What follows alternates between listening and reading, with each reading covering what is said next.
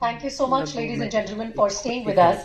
As we now shift focus to the private sector, we spotlight the growing strength, agility, and innovation that private industry brings to the MRSAM ecosystem. The Make in India mission and the emphasis on defense self-reliance have opened new avenues for public-private collaboration. And the private sector has truly stepped up with cutting-edge engineering, supply chain resilience, and strategic alignment. We are pleased to now hear from three key voices representing the private industry's role in this critical domain. Our first speaker in this segment is Mr. Bhaskar Puri, Assistant Vice President and Sector Lead, Aerospace and Defence in West India. Sir, may I please invite you on stage and welcome you for your perspective on how private industry is aligning with strategic national defence goals.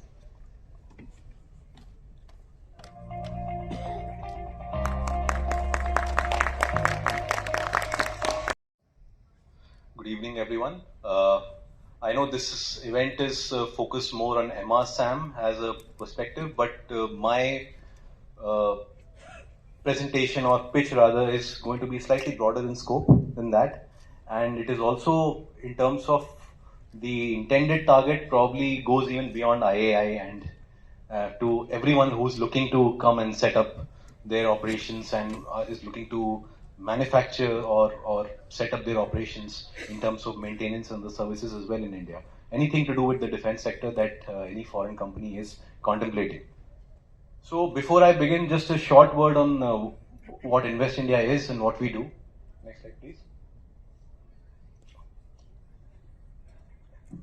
Thank you. So Invest India is an autonomous body set up under the Ministry of Commerce and Industry. We report directly to the Secretary DPIIT under the Ministry of Commerce and Industry as well. And we have been set up as an independent body for promoting and facilitating investments, particularly foreign investments into India. And we work across a range of sectors. I personally take care of the defense and aerospace sector in this organization.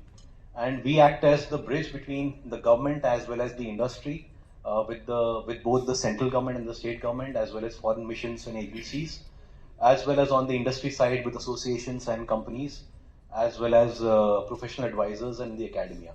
And we work throughout the value chain from both awareness and engagement when you are contemplating or thinking about India as investment destination, all the way to when you have grounded your investment and you are looking for expansion or any kind of aftercare or issue resolution as well. So some of the areas that we work on, opportunity assessment for any company which is considering India for their investments and setting up operations here, markets entry strategy and sort of what sort of partners that you can have here as well, policy guidance across all the applicable policies for the applicable sector that you're looking to enter into, any kind of subsidies or incentive advisory, subsidies that are available from the government side to you and which you can avail for your project as well as regulatory clearances where while we do not directly engage in setting up all the applications for all the regulatory clearances for you, but we can certainly follow up on your behalf and work closely with the government since we are part of the government itself. So work closely with them for expediting all your clearances that you are required for your projects that you're setting up in India. So this is just a brief about the aerospace and defense sector in India, where it stands and why you should consider it further. I mean, IAI is definitely investing and they are going to expand further, but this is for people who are still thinking that I would actually say that India is probably the best destination for you right now and you should go all out in your expansion plans as well in this country. So if we look at an overview of the sector, so we have the second largest armed forces in the world. We defend over 7,500 kilometers of coastline and over 15,000 kilometers of land borders, over 1.4 million active personnel, 76 billion defense budget, around 4th or 5th largest in the world. The FDI policy allows for up to 74% FDI under the automatic route, up to 100% on the government route, so you can go for 100% as well, provided you are getting state-of-the-art or niche technology as well in the country. and 20.45 billion has been earmarked for capital expenditure as well in this year's budget as well. So that's the pool that has been set aside for capital acquisitions. We are domestically producing around 15 billion, and the target is much more than that. Around 3 billion of exports for us. We're exporting to over 85 countries, and there are offset requirements. Though offsets are kind of becoming sort of a history now, but they are still there. And if you are looking at orders above rupees 2,000 crores, around $240 million, there is a 30% offset requirement there. And the industrial license regulations have been liberalized, and the items under the industrial license have been reduced as well. So now, and the validity has been increased from 3 years to 15 years now. If you look at the kind of self-reliance push that India is looking at, over 90% of the total acquisition orders for the Indian Army for the previous financial year were with the Indian firms. It was 84% for that the year before that. So it is steadily increasing, and the overall figure for us is around 67% right now. The target is around 70% by 2027. Over 500 weapon systems, over 4,500 major LRUs and subsystems have been put in the positive indigenization list. So they are to be manufactured domestically. Over 18 major platforms have been announced for design and development under various MAKE and IDEX and SPV schemes. In the budget for the year 23-24, the R&D budget saw a sharp increase of over 7% from the previous year. So R&D is now becoming a focus as well. 25% of the R&D budget has already been earmarked for the private industry. And 12 billion corpus for deep tech has also been set up through long-term loans to industry. So government is actively looking at this as well, all these emerging technologies now. So if we look at the foreign participation today, over 70%, so over 70 foreign companies are there through JVs or through independent operations in India. Effective investment in aerospace and defense manufacturing, foreign investment is over 300 million. We certainly expect that figure to go even higher. And I am very happy to say is certainly making a major contribution to that number. So it's one of the most promising facilitation accounts that we have also worked with.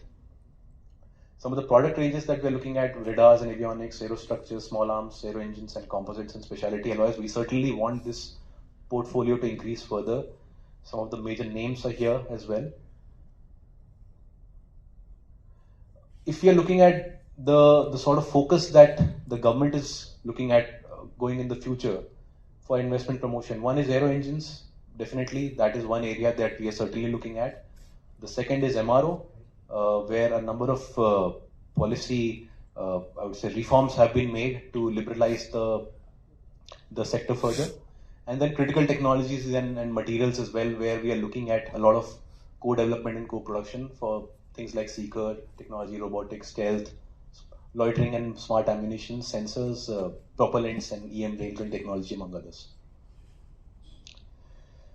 We also have earmarked 2 defense industrial corridors in Uttar Pradesh and Tamil Nadu. One is in the north, one is in the south.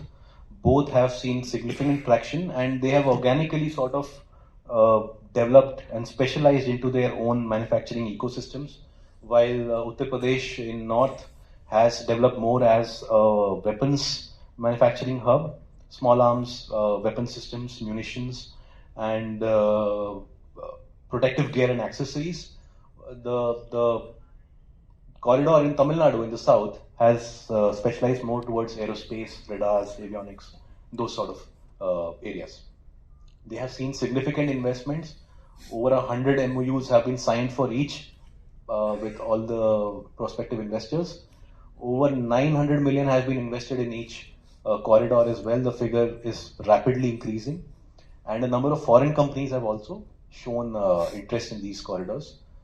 They do have a conducive policy environment that when specialized policy incentives have been made for these 2 corridors as well, enabling infrastructure in terms of existing infrastructure that was there, the entire supplier base that is there, and the infrastructure that the government is providing as well. Plus, as I said, there is an existing ecosystem in these states as well. So it will be a wonderful prospective location for any company that as well, especially any foreign company who's looking to set up their manufacturing in India as well. Certainly want you to consider these as well. Some of the opportunities, I think people are well aware of the opportunities coming up in the defense sector that you can look at. So we're basically looking at spending over 130 billion for fleet modernization in the next 7 to 8 years. There are a number of requirements for field artillery, infantry modernization, then FRCV and light tanks as well. For the Navy, it's PGMs, helicopters, then twin-engine deck-based fighter acquisition. This is underway, and drones as well, certainly. For Indian Air Force, it's the MRFA, AMCA, and the MTA, which is ongoing right now. But this is one point that I would like to mention here, especially for all the Israeli companies as well. Why you should consider India further and invest further here. So one is definitely we have a lot of low-cost skilled labor pool for manufacturing as well as R&D. So the companies which are still considering that we can only have, say, MRO or services here, you can certainly move towards manufacturing as well, and most definitely R&D as well. So some of the figures that I would like to put here,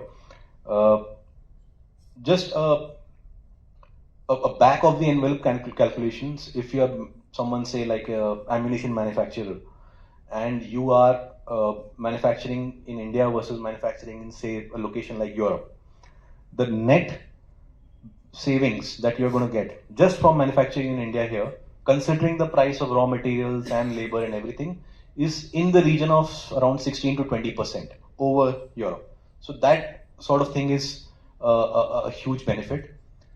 If you're looking at, say, setting up some of the operations in the defense corridors, as I'd mentioned, over and above this price, you are going to get another 17 to 20% savings in your setup costs.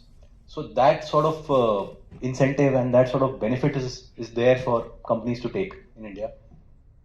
Then Israel anyway has a very close collaboration with the Indian defense industries. There are a number of Israeli companies working very closely at both co-development as well as licensed productions with the Indian companies, and the ecosystem is there, and you can certainly expand further on this. There's a huge domestic demand in India, as I had shown in the previous slides as well. And I mean, even if most of, or say a large chunk of it is going to Indian vendors as prime vendors to the MOD, Israeli companies can certainly look at even supporting them as strategic partners or as tier ones as well to all the Indian primes. And that is a model that a lot of foreign companies are now exploring as well, and we are supporting them in these as well. And the fourth, which is again ties back to the previous point that I was making about low cost skilled labor pool, is the opportunity to support Israeli defense manufacturing and R&D as well. So it is not just that you are doing manufacturing or R&D here for just your Indian customers or the Indian demand that you are looking to fulfill, but certainly even for demand back home in Israel, for the kind of manufacturing that perhaps the Israeli ecosystem is not able to fulfill right now because of pressures or because of ongoing war with Hamas as well, is certainly something that you can look at setting up in India to support your own requirements back home in Israel as well, and not just for manufacturing but for R&D as well. Like I was saying in the cost savings, the cost of hiring a researcher in India for R&D is 1/5 of the global average. So that sort of benefit you're going to get if you're looking to set up not just your manufacturing but even your R&D. You can certainly offload some of your outsource some of the R&D from Israel to India as well, and you'll certainly find great value here in setting up that sort of operation as well.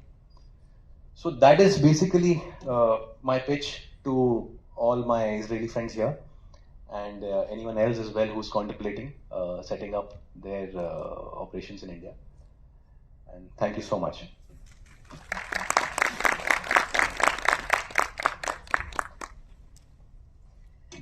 Thank you so much, Mr. Bhaskar Puri. Can I request you to please be with me on the stage for a few more minutes, as we'd like to extend a token of thanks to you. And for that, I'm going to invite on stage Mr. Dan Lauber, CEO ASI, to kindly felicitate Mr. Bhaskar Puri for that, outlook that he presented from the industry side. Your remarks truly underline the importance of enabling frameworks, trust building, and sustained engagement between industry and government. Can we please have the memento?